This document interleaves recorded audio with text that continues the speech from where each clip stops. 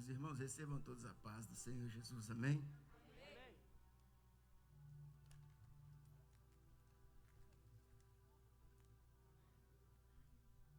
Evangelho escrito por João, capítulo de número 8. Eu não sei se os meus maestros estão disponíveis hoje para me ajudar a curar algumas feridas.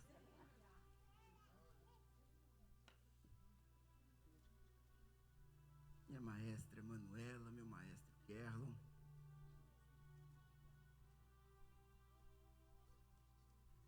Hoje o meu amigo internacional também vai me ajudar, meu amigo Mateus. Bom demais. Você pode aplaudir a Deus pela vida do Mateus, gente? Glória a Deus, que alegria.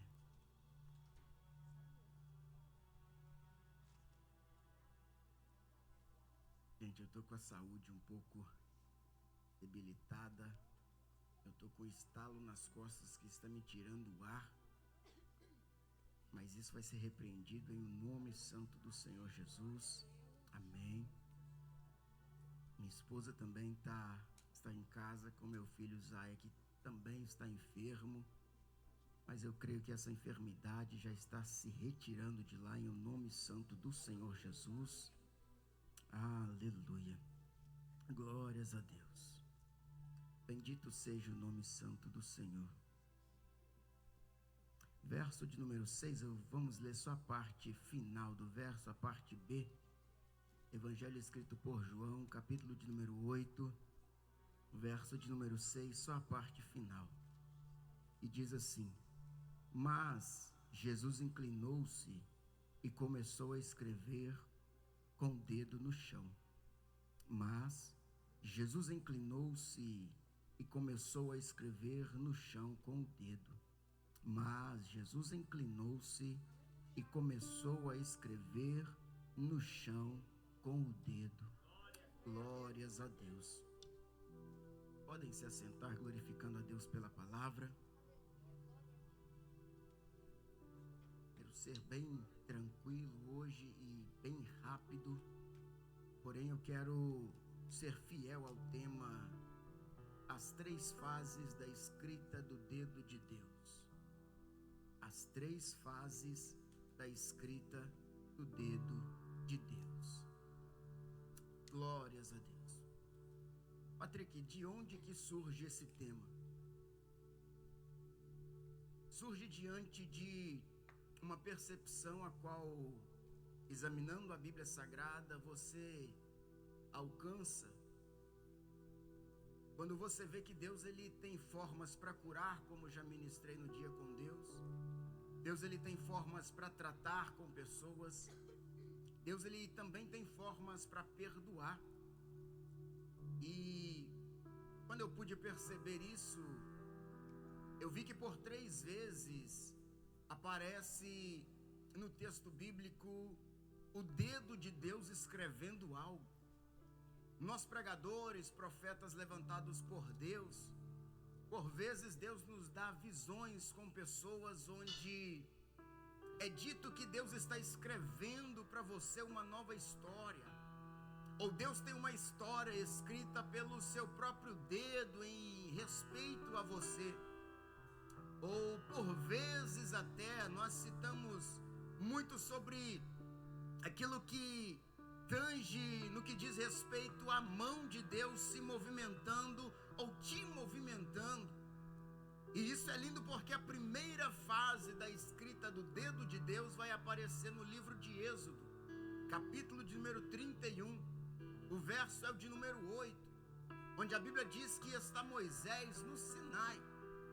Moisés, esse que foi levantado como libertador do povo, após 430 anos de cativeiro egípcio, onde Deus havia liberado uma palavra para aquele povo dizendo: olha, chegará um tempo onde esse processo vai findar.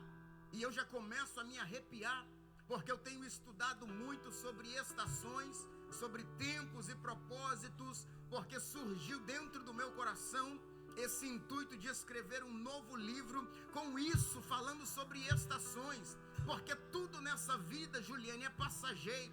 O deserto, Deus ele fala, vai ser momentâneo, vai ser um período. O cativeiro egípcio, Deus fala, será 430 anos. O cativeiro babilônico, Deus fala, será 70 anos. O cativeiro que a Bíblia diz dos assírios dominando o povo de Israel, ele fala que ele levantaria juízes para acabar com aquilo. O que você quer dizer, Patrick? Eu já quero ser tomado pelo Espírito Santo de Deus nessa noite e liberar a primeira palavra. Esse tempo que você está passando é passageiro. Esse tempo que você está enfrentando, essa escassez, essa terribilidade que a tua alma está vivendo, é um tempo passageiro. O que você precisa entender é que aquilo que você está vivendo, eu vou falar até a RDA entender. Isso é um tempo que tem começo, tem meio, mas também terá um final.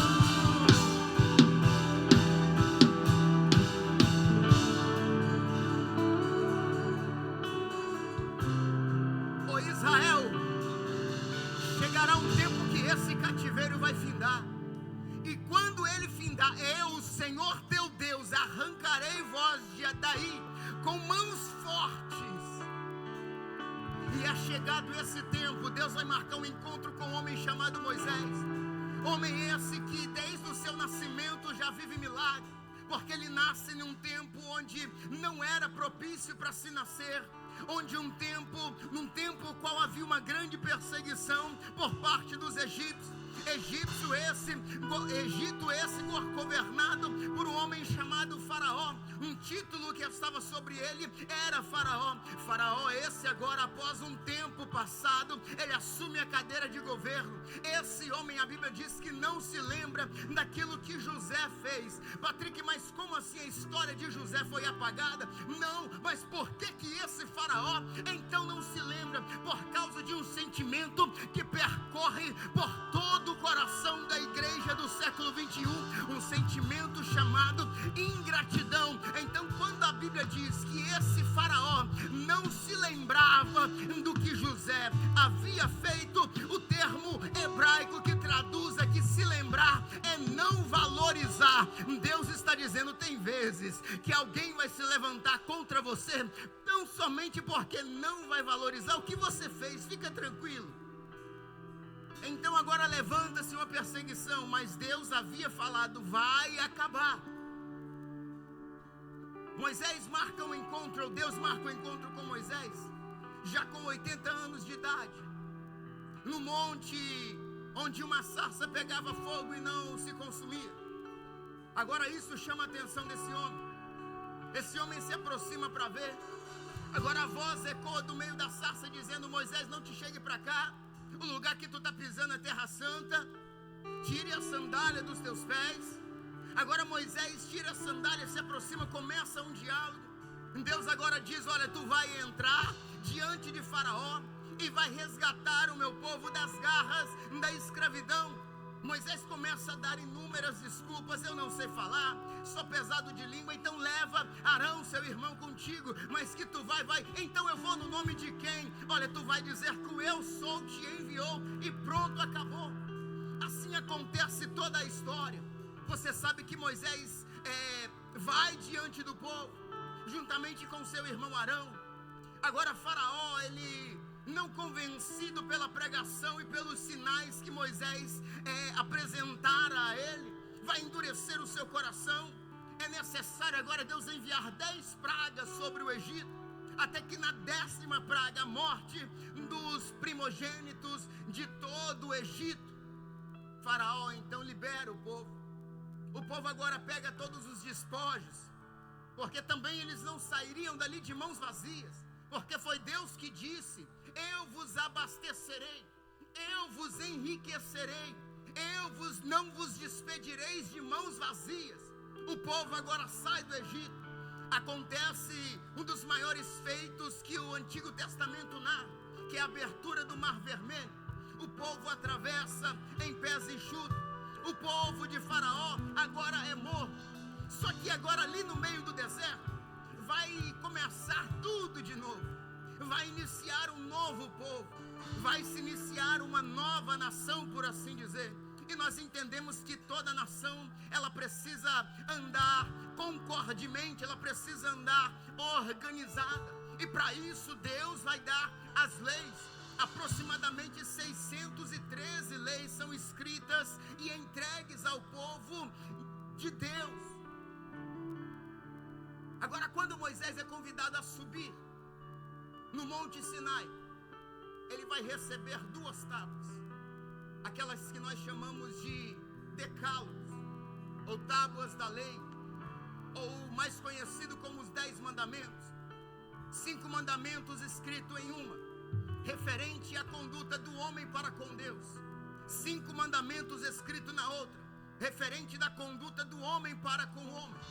E agora você percebe que Deus entrega isso a Moisés, escrevendo a partir do seu próprio dedo.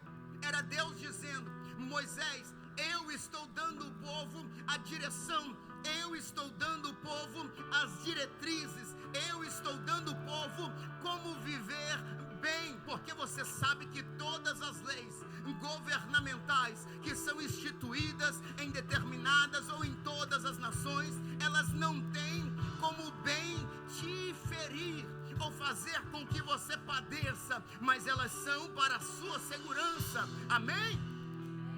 Então Deus está dizendo: eu estou ensinando mais uma vez, Moisés, o povo como viver diante de mim. Eu estou ensinando, Moisés, o povo como andar diante da minha presença. Então, na primeira fase da escrita do dedo de Deus, Deus está dando direcionamento para que o povo viva bem, para que o povo vá bem. E há quem diga, os meus amigos pregadores vão se levantar e vão dizer que para Deus tirar o povo do Egito foi necessário 10 pragas, mas para tirar o Egito do povo, 10 mandamentos. E eu preciso concordar, porque 430 anos, gente, não são 4 horas e 30 minutos. Se com 1 hora de conversa com alguém, você pega sotaque, 1 hora de conversa com alguém, você pega alguns trejeitos da pessoa. Agora imagina 430 anos vivendo em uma nação que você não conhecia. Gente, é sem sombra de dúvidas, o povo de Israel estava vindo com muitos costumes que não eram agradáveis a Deus. Então Deus, sabendo disso, vai dizer: eu, Moisés, vou escrever com meu próprio dedo a forma como eu quero que o meu povo ande. Essa foi a primeira fase da escrita do dedo de Deus. Sendo a primeira fase da escrita do dedo de Deus, Deus dando direcionamento como o povo deveria se portar. A segunda fase agora está em Daniel, livro do profeta Daniel, capítulo de número 5, onde agora tem um rei, Belsazar, convida os seus capitães de 1000 e começa a celebrar uma festa. Festa essa regada a vinhos, festa essa regada a alegria, festa essa agora dada ao bel prazer daqueles que fariam ou que quisessem fazer. Só que dado o momento da festa, o rei Belsazar, agora tomado pelo vinho e alegre um pouco demais, ele vai dar a ordem aos seus serviçais: rapaz, agora eu quero fazer uma graça aqui. Está aí todo mundo se alegrando, meus capitães estão aí, eu vou fazer graça. Manda buscar agora os utensílios de ouro que nós trouxemos lá de Israel. Para que mexer onde não deve mexer?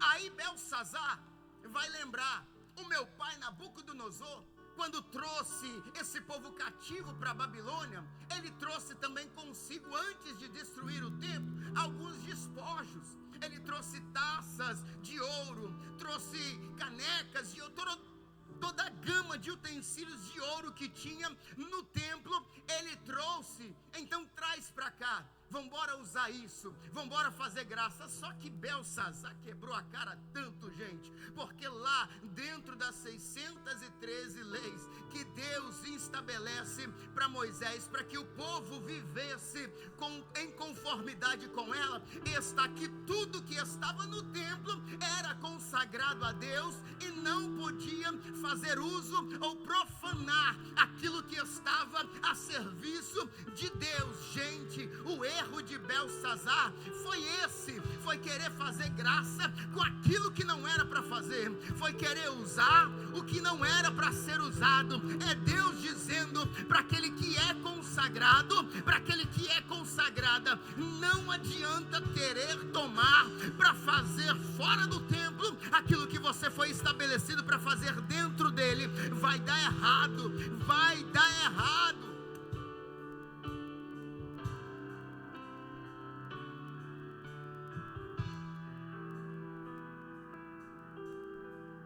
Aí Belsazar está ali,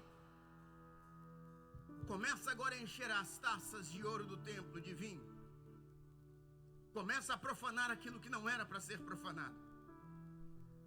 Só que de repente no versículo 5 do capítulo 5 do livro de Daniel, vai aparecer mais uma vez uma mão, e vai começar a escrever na parede arenosa, Mene, Mene, Tekel, Parsi. Belsazar agora se perturba, ele chama os astrólogos, chama os magos, chama toda a gama de estudiosos da época, e fala: olha, eu preciso entender isso que está escrito aí, eu estou perturbado com isso. E como de costume, ninguém consegue interpretar. E Paulo ratifica falando sobre isso, que quem é carnal não discerne as coisas do Espírito, mas quem é espiritual discerne a tudo, e por ninguém é discernido. Então não tinha jeito, só que ali dentro tinha uma mulher, a Bíblia chama ela de rainha, e essa rainha vai chegar no pé do ouvido de Belsazar e vai dizer: rapaz, lembra o seu pai? Quando ainda vivo estava e no auge do seu poder, ele nomeou um camarada aqui. Esse camarada, por nome de Daniel, nós o chamamos de Beltesazar. Ele já interpretou sonho, ele já interpretou visões, e era bater e valer a ponto do seu pai colocar ele como maioral de todos esses que você já chamou aí. Então esse Belsazar, ele vai falar com ele: então manda chamar esse homem logo.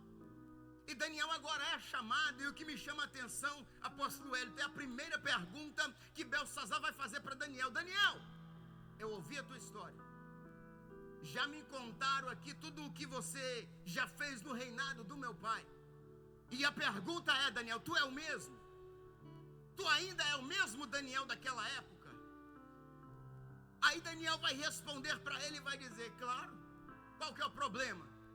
Ô Daniel, tá vendo? Apareceu uma mão e começou a escrever aí na parede, e ninguém soube interpretar. Ei, fica tranquilo, o Espírito do Senhor há de nos fazer entender o que é isso.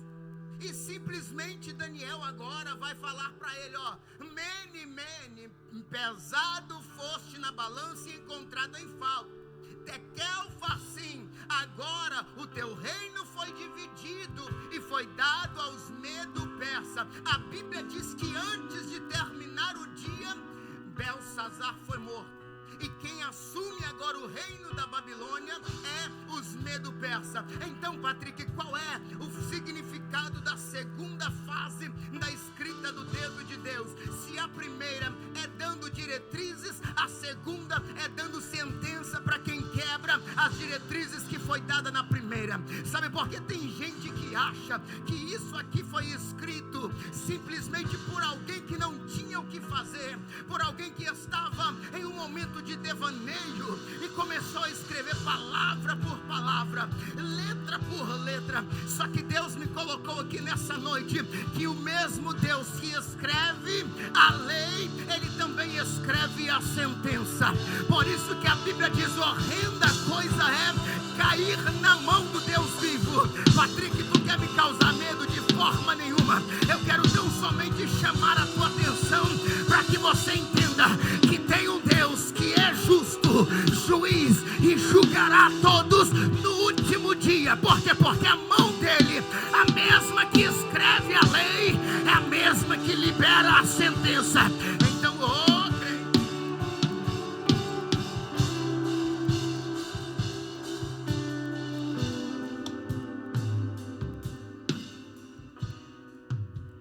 fica tranquilo, não acaba aqui não.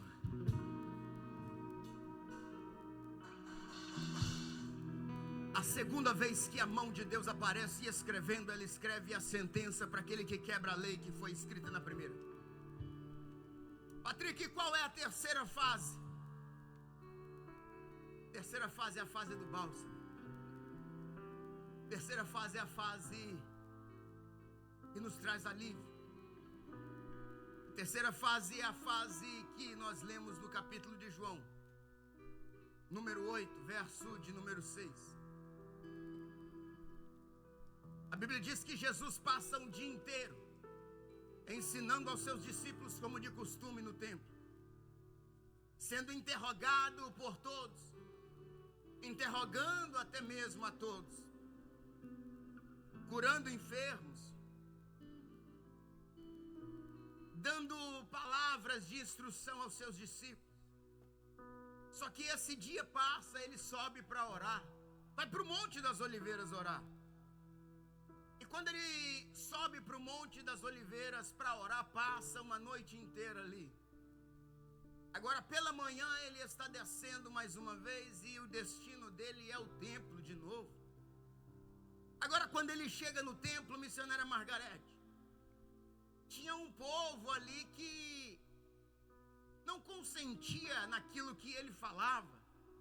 E sempre tem esses que não concorda com o que alguém está dizendo, e principalmente esses da época de Jesus, o tempo inteiro procurando uma falha em Jesus para tentar o parar, porque a pregação da palavra de Jesus estava incomodando, porque estava desmistificando aquele sistema, quebrando por completo os paradigmas que eles vinham estabelecendo. Jesus agora estava trazendo alívio para aqueles que estavam sobrecarregados debaixo de um jugo de lei terrível, onde o próprio Jesus vai dizer: gente, vocês estão colocando sobre um povo, sobre esse povo, um jugo tão pesado que nem mesmo vocês conseguem carregar. Aí ele vai liberar a palavra: tomai sobre vós o meu jugo, que é suave, e o meu fardo, que é leve. Sabe o que Jesus estava dizendo?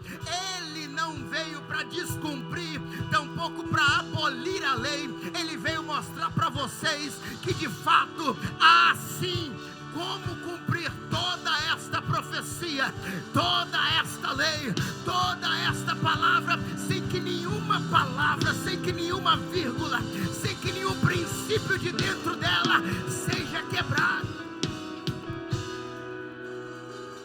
O que Jesus estava fazendo aqui era trazendo o verdadeiro sentido da religião, porque aqui o povo se chamavam de religiosos, tinham a religião judaica, só que de religião mesmo não tinham nada. Por quê, Patrick?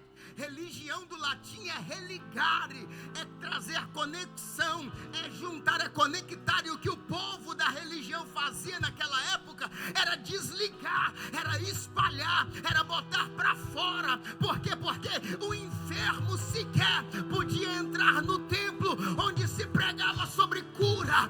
Como é que um enfermo precisando de uma cura, se eu aqui dentro tenho uma palavra de cura para ele, vou impedi-lo de entrar? Oh, é por isso que Pedro, quando está subindo ao templo para orar junto com João, lá em Atos capítulo número 3, tem um homem que está pedindo esmola. Pedro vai dizer: olha para mim, eu não tenho ouro e não tenho prata. Porque como assim, Pedro, tu não tem? Eu não tenho o que você está pedindo todo santo dia e que não mudou a sua vida. Eu não tenho o que a religião está impondo para você, que é esmolar todo dia. O que eu tenho está por fora da religião. O que eu tenho é a verdadeira religião. O que Pedro tinha, Kerlon, não era o ordinário. O que Pedro tinha era o extraordinário para a vida dele. E é por isso que aquele povo povo começou a se incomodar com Jesus.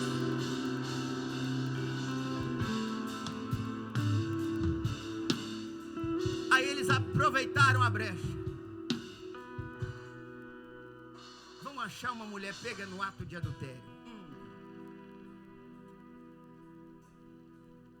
Gente, isso não é de agora. Desde lá o povo gostava. Desde a época de Jesus, o povo gostava de expor erro dos outros.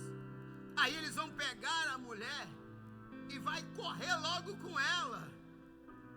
E vai, agora a gente pega ele. Falou, mestre. Tá aí a dona aí, ó. Estava nesse momento fazendo o que não devia. Estava nesse momento agora fazendo um sapeca iaiá com alguém que não devia. Lembra lá na primeira fase da escrita do dedo de Deus, Jesus? A lei que foi dada a Moisés manda apedrejar até a morte. E nós ouvimos o Senhor dizer que o Senhor não veio para abolir a lei, só veio para cumprir. E aí? Como é que faz agora?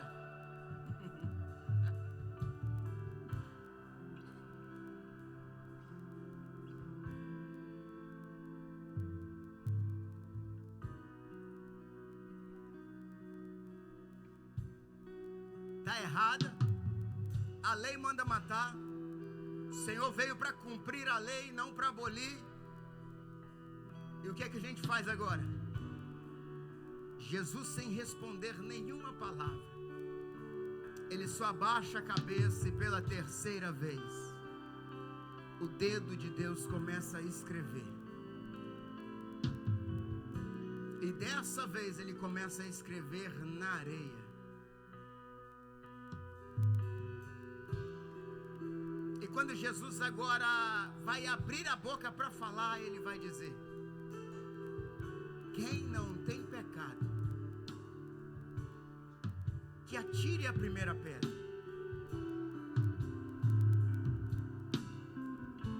E para a gente caminhar para o final, eu libero a primeira revelação desse texto. Quando Jesus abre a boca para questionar, ou para direcionar uma palavra para os fariseus que acusavam aquela mulher, ele vai dizer: quem não tem pecado. E o que me chamou a atenção é que ele não vai dizer quem nunca adulterou.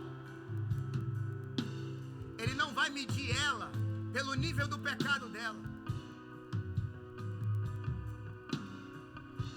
Ele vai dizer quem nunca pecou, ou quem não tem pecado. Sabe por quê, Carla? Porque a gente tem esse costume de, porque o teu pecado é diferente do meu, você está no estado pior do que o meu. Só que o seu pecado é um, o meu é outro, mas diante dos olhos de Deus é tudo pecado. Aí eles pegaram essa mulher e vão apresentar diante de Jesus e vai dizer: essa mulher está adulterando, essa mulher foi pega agora em ato de adultério, então tem que apedrejar.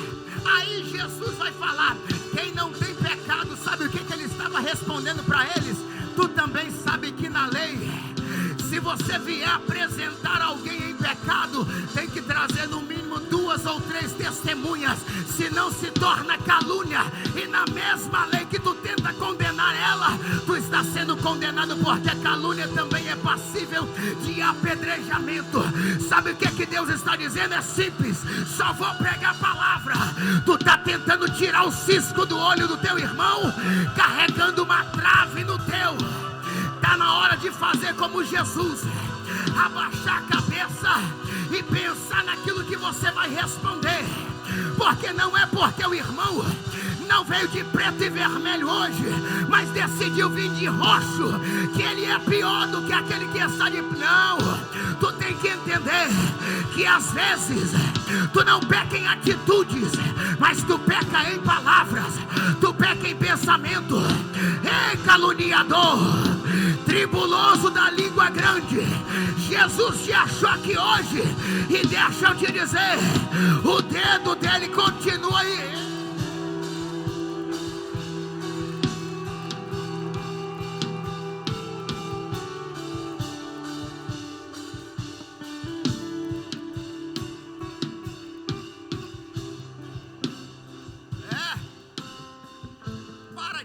Medir-se com seu irmão, tu é sujo também.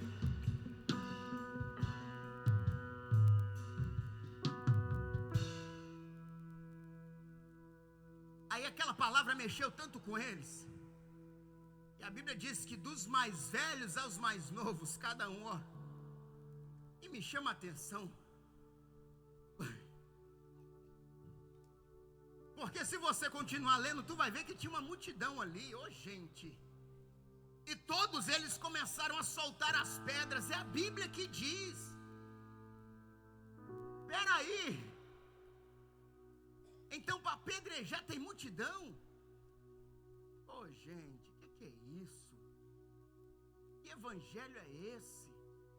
Que Jesus está o tempo todo pregando, falando, ensinando, e eu ainda estou carregando pedra para atacar no meu irmão, só porque o pecado dele é diferente do meu.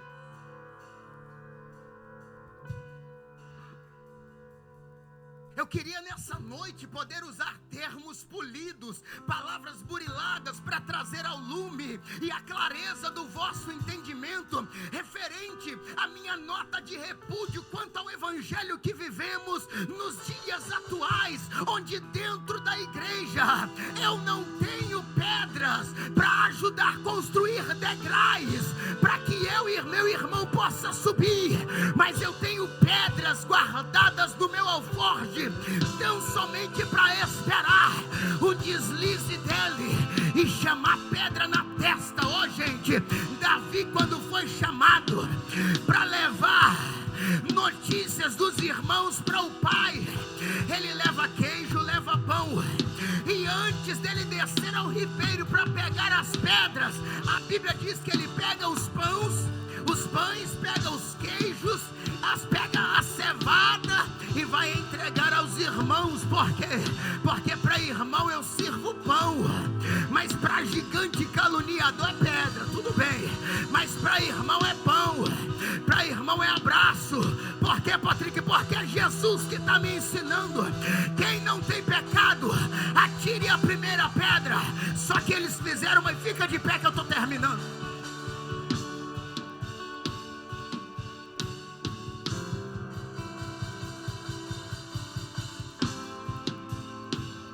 Aí, como eles fizeram uma introspecção, olharam para dentro de si, não precisou de ninguém condenar. De um por um foi soltando pedrinha. Do mais velho ao mais novo, as pedrinhas foram caindo, foram virando as costas e ó, aí de repente agora Jesus levanta a cabeça, vai olhar em volta, não vê ninguém. Quem ficou a adúltera? Quem ficou, Patrick, a pecadora? Oh, meu, não vou falar não. Ah, se eu falo isso.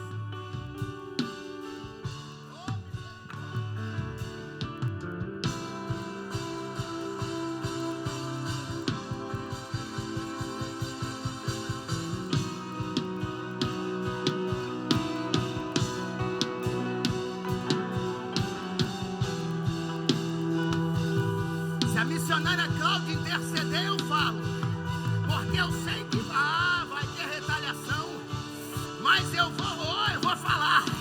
Quando Jesus levanta a cabeça e olha, diaconisa Natália, te vi aí, não tinha mais ninguém, porque apenas quem ficou foi a pecadora. É sempre assim, quando as coisas apertam, os santarrão racham. baixo fora. Quando as coisas apertam, aqueles que se dizem bom demais, dá no pé. E quem fica, presbítero Tião, é só os pecadores. É por isso que Jesus faz questão de entrar na casa de Simão, de entrar na casa do fulano que subiu de Zaqueu.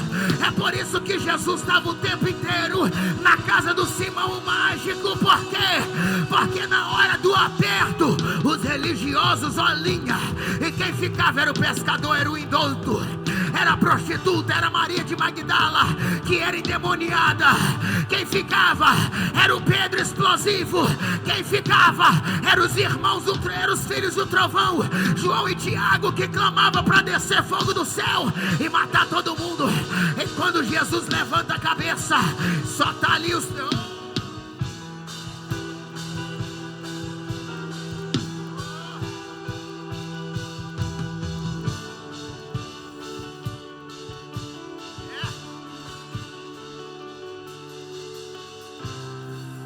Aí ele vai dizer: filha, cadê os teus acusadores? Isso é lindo.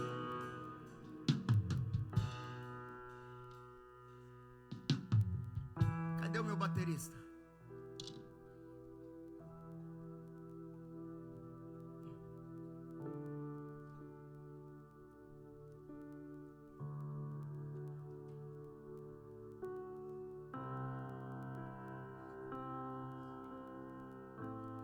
Já pode fechar, tio, que a gente vai encerrar agora, porque vai bater uma dúvida nos nossos corações.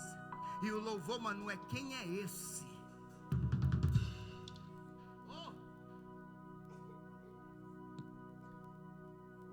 Gente, quando Jesus levanta a cabeça e olha, ele primeiro olha em redor, não vê ninguém, só a mulher que ficou ali. Gente, eu estou arrupiando, nem sei se é arrupiando ou arrepiando que fala, eu não sei, eu sei que eu estou sentindo um negócio aqui.